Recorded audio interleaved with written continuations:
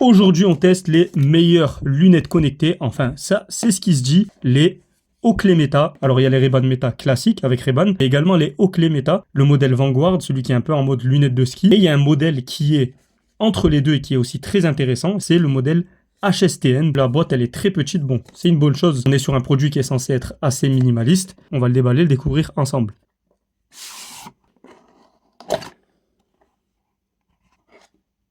Ça, c'est le seul truc qui me déplaît, on va dire, dans cette paire. C'est le boîtier. Je préfère le boîtier avec le cuir, etc. Il tient bien en main. On est sur du plastique avec un petit revêtement grip. On a une bonne prise en main. Pas super lourd, mais pas super léger non plus. Ici, on a de quoi charger en USB-C. La LED de notification juste ici. Le petit chiffon pour nettoyer les lunettes Oakley et Meta. Il n'y a pas l'air d'avoir de câble d'alimentation. La paire de lunettes, je la pensais moins massive, franchement. On voit tous les composants à l'intérieur. 2 appuis. Juste ici pour caler la lunette. Là, on peut voir qu'il y a la connectique de charge juste là. À l'intérieur, par contre, c'est de qualité. Hop, voilà les Oakley Meta.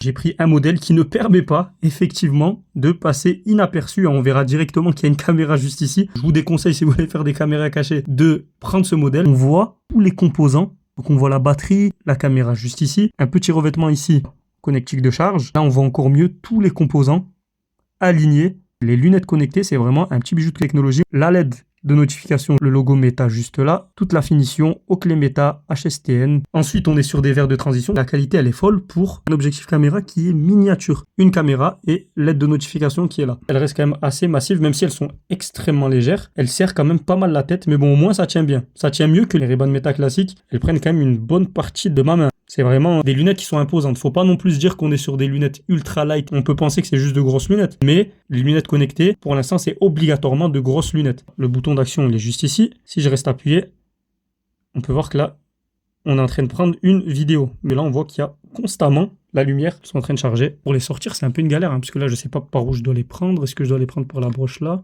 Bref, donc on va tester ces Oakley Meta en long, en large et en travers. Pour ne pas louper le test et pour toujours plus de vidéos et de découvertes comme celle-ci, fais comme les 2 pouces. Like et abonne-toi.